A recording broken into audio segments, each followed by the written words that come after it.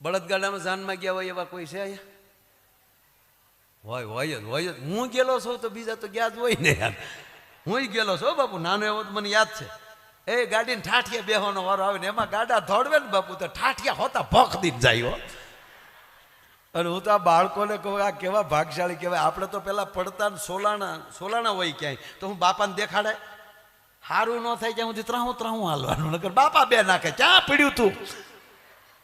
એને બદલે અત્યારે તો છોકરું પડી જાય ત્યાં તો આખું ઘર મારું ચીકું ભરી ગયું. હવે એ ચીકલું 18 મહિનાનું થાય તો એટલું હાલતા ન શીખે. આપણે તો ધબા પાક ખાતા લાલ. એટલે મને પહેલા જાન યાદ આવી. પેલા કેવું હતું એમ માગ્યા કોટે વરરાજાને, એક કોટ હાથ વરરાજાને પરણાવી દેતો. છોકરાને લગ્ન છે, તમારો કોટ આપજો, તમારો અંગરખો આપજો, તમારો સાફો આપજો, તલવાર આપજો.